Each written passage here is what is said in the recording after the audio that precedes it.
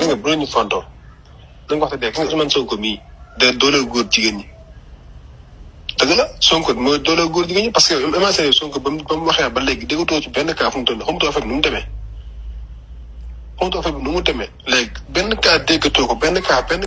gars yi déglu ma ak moom Fallou Ndiaye dëkk Parcelles déglu ma di wax gars yi kontaan naa ci abonné yi kontaan naa ci seen yow nga xam ne nga bëgg la seetal seet bu leer nañ mën ngaa woote ci numéro bi ma lay jox muy 78 813 07 15 di numéro Serigne Abo Sow gars yi déglu ma ak moom déglu ma ak wooy déglu ma ak moom rek ba xam li ma wax am na preuve la mu preuve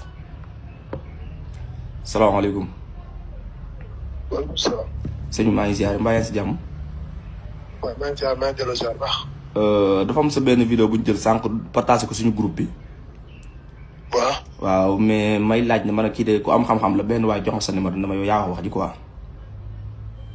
ci affaire yi Ousmane Sonko quoi waaw non damaa dégg nga ne Ousmane Sonko bi mu génnee wax ba léegi nii déggatoo benn cas déggatoo dara déggatoo benn góor jigéen mu jàpp quoi. waaw dëgg la loolu moo am. dëgg la loolu moo am parce que loolu gars yi dañ ko wax te dee loolu moo am. ah loolu moo am. waaw Sonko day doole góor jigéen. kon loo bëgg wax noonu ne Sonko moom lay def.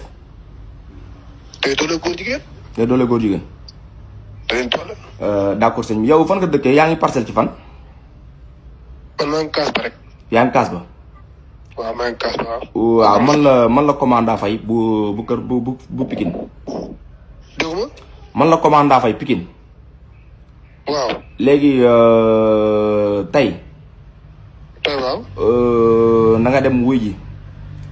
dinañ la woo na nga dem na nga dem police bu kaas ba nga dem wuy ji. dañ laa soxla foofu parce que yow li nga wax.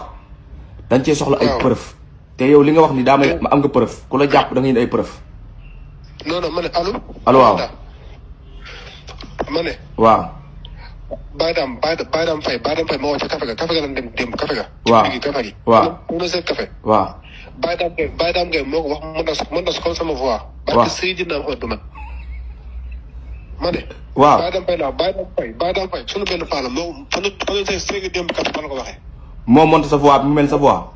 man sama voix mais ak weeru koor gi nii billaahi wallaahi ku ma naa du man. léegi xam nga noo def. da ngay ànd yow ak Baye Dame kon ngeen ñëw. ma ne.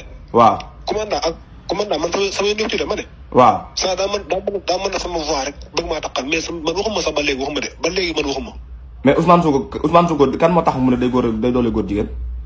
man kay commandant dimbali ma rek commandant man dama la ko ñaan damaa woor ak weeru koor gi damaa ne njaboot dëkk bi dafa métti. audio du yow dañoo monté sa voix bi. man de dama mën sama voix de li ma wax li ma doon wax yow nii sans man lépp sama voix la. ma ne. waaw. barke Seydina Mohamed ak weeru koor gi waxuma daara ak weeru koor gi nii du man sama voix la monté noonu rek. waaw gars yi loolu lañ si xam ci commentaire yi.